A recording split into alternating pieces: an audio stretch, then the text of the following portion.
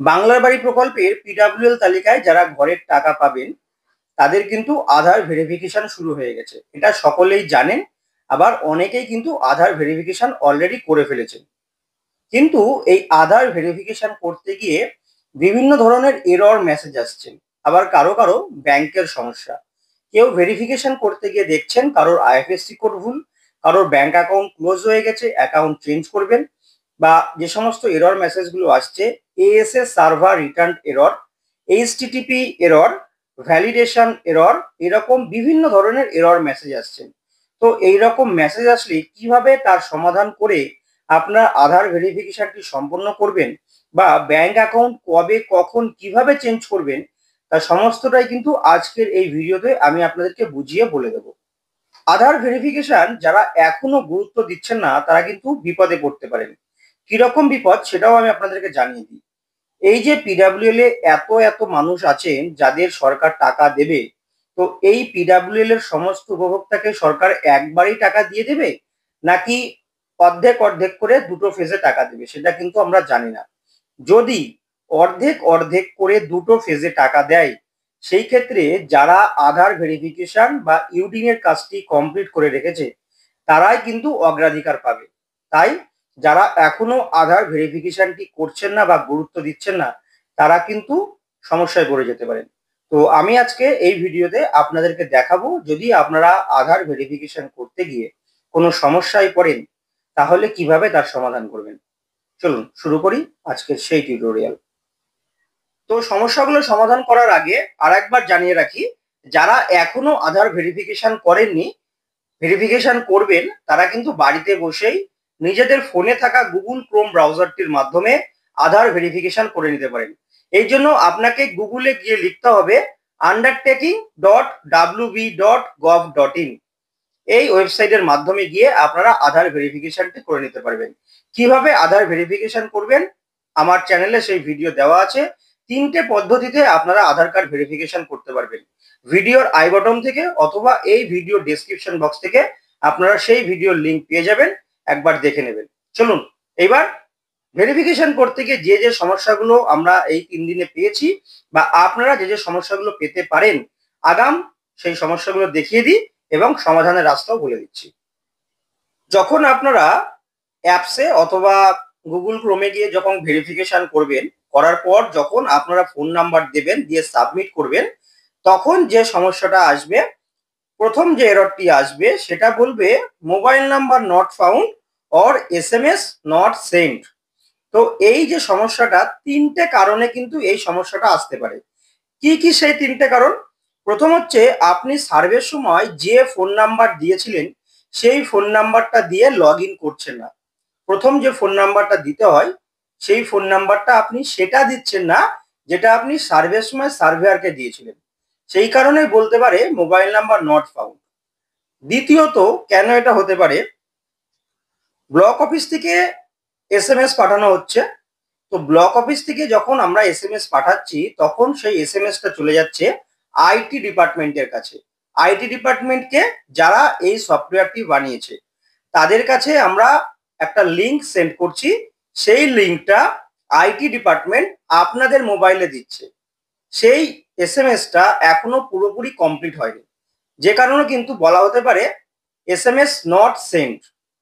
আর 3 নম্বরটা, আপনি জানেন যে আপনার পিডব্লিউএল তালিকায় নাম আছে, কিন্তু আপনি জানেন না যে সুপিয়ার চেকিং বা পরে যতবার এনকোয়ারি হয়েছে তখন যদি আপনার পাকা বাড়ি পাওয়া যায় সেই ক্ষেত্রে কিন্তু আপনাকে ইনএলিজিবল করে দেওয়া হয়েছে। সেই কারণেও কিন্তু এই সমস্যাটি হতে পারে।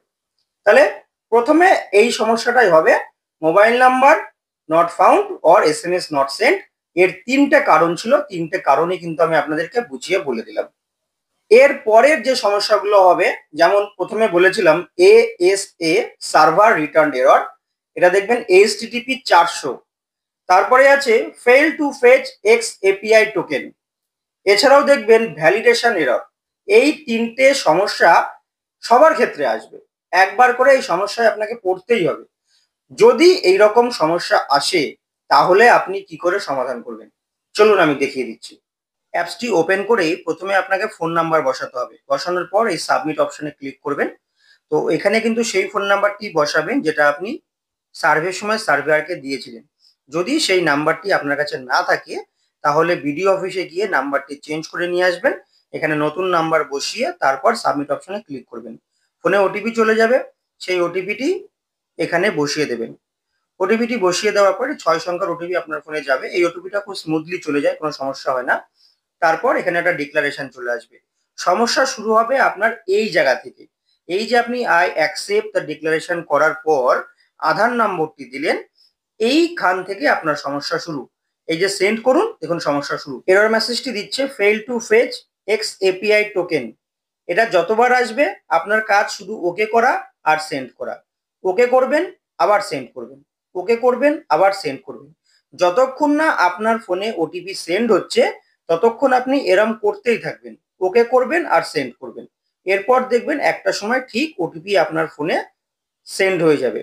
দেখুন ফাইনালি কিন্তু ওটিপি সেন্ড হয়ে গেছে। সেই ওটিপিটি আমি এখানে আবার বসিয়েও দিচ্ছি। ওটিপিটি বসিয়ে দেওয়ার পরে যখন এই রাইট বাটনে ক্লিক করবেন, এরপর যখন ভেরিফাই অপশনে ক্লিক করবেন আবার আপনার সমস্যা শুরু হবে। এরপর বলছে ভ্যালিডেশন এরর এইচটিটিপি 400। যতবার এরকম আসবে আপনি আবার ওকে করবেন, আবার ভেরিফাই করবেন, ওকে করবেন আর ভেরিফাই করবেন। এরকম ওকে আর ভেরিফাই করতে করতে আপনাকে কিন্তু একটা সময় ঠিক দেখিয়ে দেবে লগ ইন সাকসেসফুল। কেউ ধৈর্য হারাবেন না, ঠিক এইভাবেই ট্রাই করবেন। আর যখনই দেখবেন যে এরকম লগ ইন সাকসেসফুল দেখিয়ে দিচ্ছে, তার মানে কিন্তু এই আধার ভেরিফিকেশনটি আমার কমপ্লিট হয়ে গেল। যে কোনো এরর মেসেজ আসলেই আপনাদের কাজ শুধু ওকে করা আর ভেরিফাই করা। ওকে করবেন আর ভেরিফাই করবেন যতক্ষণ না পর্যন্ত আপনাকে লগ ইন সাকসেসফুল বা ওটিপি জেনারেট সাকসেসফুলি এই মেসেজগুলো দেখাচ্ছে, ততক্ষণ আপনারা এই পদ্ধতিতেই অবলম্বন করবেন। দেখবেন ঠিক একটা সময় আপনার আধার ভেরিফিকেশন সাকসেসফুল হবেই। ভেরিফিকেশন করার সময় অনেকে একটা ভুল করেছেন, ভেরিফিকেশনের শেষে নিচে অ্যাকসেপ্ট, রিজেক্ট, ক্যান্সেল এই তিনটে কিন্তু বটন থাকে। এই তিনটেতে যদি আপনি অ্যাকসেপ্ট করেন তাহলে আপনার ইউডিনটা আধার ভেরিফিকেশনটা অ্যাকসেপ্ট হয়ে যাবে। কিন্তু সেটা না করে বেশ কিছু উপভোক্তা ভুলবশত রিজেক্ট বা ক্যান্সেল বাটনে ক্লিক করে ফেলেছেন। তারা আমার আগের ভিডিওতে কমেন্ট করেছিলেন। যদি আপনারা এই ভিডিওটা দেখে থাকেন তাহলে কি করবেন জেনে নিন। যদি কারো ক্ষেত্রে অ্যাকসেপ্টের পরিবর্তে ভুলবশত রিজেক্ট বা ক্যান্সেল হয়ে থাকে, সেই ক্ষেত্রে আপনি সরাসরি আপনার বিডিও অফিসে চলে যাবেন। বিডিও অফিসে গিয়ে যিনি দায়িত্বে আছেন তাকে বলবেন আর একবার রিসেন্ড করে দিতে। কি রিসেন্ড করবে? যে এসএমএসটা প্রথমবার তারা পাঠিয়েছিল সেই লিঙ্কটাকে রিসেন্ড করতে বা রিজেনারেট করতে। তাহলে পারে কিন্তু আপনি পুনরায় আরেকবার চান্স পাবেন আধার ভেরিফিকেশন করার। এরপর আসি ব্যাংক অ্যাকাউন্টের সমস্যা। যারা আমার আগের ভিডিওতে কমেন্ট করেছিলেন আইএফএসসি কোড ভুল আছে, ব্যাংক অ্যাকাউন্ট ভুল আছে, বা যারা ভিডিও অফিসে এসেও অনেকবার জিজ্ঞাসা করেছেন ব্যাংক অ্যাকাউন্ট ভুল থাকলে কি করব, আইএফএসসি কোড ভুল থাকলে কি করব, অ্যাকাউন্ট ক্লোজ হয়ে গেলে কি করব, এইবার তারা উত্তরটি পেয়ে যাবেন। শুনুন, যদি আপনার ব্যাংক অ্যাকাউন্ট ক্লোজ হয়ে থাকে বা কোনো আইএফএসসি কোড চেঞ্জ করতে হয় তাহলে সেটা কিন্তু এখন কোনোভাবেই সম্ভব নয়। যখন রেজিস্ট্রেশন শুরু হবে, যখন আপনারা ঘর পাবেন, ঘর পাবার আগে মানে যখন ঘরের টাকা ছাড়া হবে, টাকা ছাড়ার আগে আর একবার আপনাদের সমস্ত ইনফরমেশন, সমস্ত তথ্য পুনরায় যাচাই করা হবে। তখন আপনাদের কাছ থেকে আর একবার অ্যাকাউন্ট নাম্বার চাওয়া হবে বা পোর্টালে যে অ্যাকাউন্ট নাম্বারটা আপলোড করা হয়েছে সেটা দেখে আর একবার ভেরিফিকেশন করা হবে, ক্রস ভেরিফিকেশন। তখনই কিন্তু সমস্ত ভুল ধরা পড়বে। সেই সময় যদি সমস্ত তথ্য আপনার ঠিক থাকে তাহলে তখন সাবমিট করে দেওয়া হবে, অথবা আপনাদের কাছ থেকে আর একবার অ্যাকাউন্ট ডিটেলস চেয়ে নেওয়া হবে সেটাকে কারেকশন করার জন্য। তাই ব্যাংক অ্যাকাউন্ট নিয়ে কেউ অতটা চিন্তিত হবেন না। ব্যাংক অ্যাকাউন্ট, আইএফএসসি কোড যা থাকে থাকুক, আপনারা আধার ভেরিফিকেশনটা করে দিন। অ্যাকাউন্ট কারেকশনের সময় এখন নয়, অ্যাকাউন্ট কারেকশন পরে হবে। এরপর বলি, পরিবারের যদি কেউ মারা গিয়ে থাকে তাহলে তার আধার কার্ড ভেরিফিকেশন কিভাবে হবে। যদি পরিবারের কেউ মারা গিয়ে থাকে তাহলে তার লিগ্যাল হেয়ার দিয়ে তার যে উত্তরাধিকারী আছে, সেটা তার স্ত্রী হতে পারে বা ছেলে মেয়ে যে কেউ হতে পারে, তার নামটা বিডিও অফিসে গিয়ে আগে চেঞ্জ করাতে হবে। মারা যাওয়া ব্যক্তির নাম চেঞ্জ করে তার স্ত্রী বা ছেলে মেয়ে যে ঘরটা নিতে চায় তার নামটা সেখানে বসাতে হবে। কিভাবে বসাবেন সেটা বিডিও অফিসে গিয়ে জেনে আসবেন, ডকুমেন্টস গুলো সাবমিট করে দেবেন। বিডিও অফিস থেকে একটা প্রসেসিং আছে, সেটা করে জেলায় পাঠিয়ে দিলে আপনাদের যে ব্যক্তিটি মারা গেছে তার নাম পরিবর্তন হয়ে তার স্ত্রীর নাম বা ছেলে মেয়ের নাম ওখানে অনলাইনে চলে আসবে। তারপর আপনারা আপনাদের আধার ভেরিফিকেশনটি করতে পারবেন।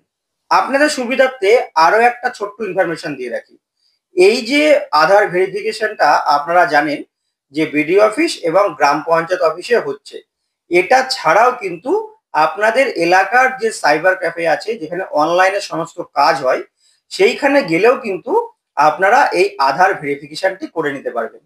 তবে হ্যাঁ, আধার ভেরিফিকেশন করতে গেলে সাইবার ক্যাফের দোকানদার কিন্তু সামান্য কিছু চার্জ নেবে, মানে কিছু টাকা পয়সা নেবে, কারণ সে দোকান খুলেছে ব্যবসা করার জন্য। তাই তাকে কিছু চার্জ দিলে কিন্তু সে তার আধার ভেরিফিকেশনটি করে দেবে। তবে যখন সে বলবে যে তোমার আধার ভেরিফিকেশন করে দিয়েছি, তাকে আপনি বলবেন যে ভাই আমাকে একটা প্রিন্ট আউট বের করে দাও। সে যখন প্রিন্ট আউটটা বের করে দেবে, সেই প্রিন্ট আউটের নিচে দেখবেন এরকম অ্যাকসেপ্ট আর নিচে দেখুন ইউডিন নাম্বার লেখা আছে। এই ইউডিন নাম্বার আর এই অ্যাকসেপ্ট কথাটি লেখা আছে নাকি, তারপরে আপনি তাকে টাকা দিন বা তার যা চার্জ সেটা দিন। আশা করব আধার ভেরিফিকেশন নিয়ে আপনাদের মানে আধার ভেরিফিকেশনের যে সমস্যা সেই সমস্যার সমাধান আমি করতে পারলাম। এটা ছাড়াও যদি কোনো সমস্যা আপনাদের হয়ে থাকে তাহলে অবশ্যই কিন্তু আমাকে কমেন্ট করবেন। আমি চেষ্টা করব সেই সমস্যার সমাধান আপনাদেরকে কমেন্টে ফিরিয়ে দেওয়ার। তাহলে আজকের মতো আমি এখানেই শেষ করছি। নতুন ভিডিওতে আবার দেখা হবে।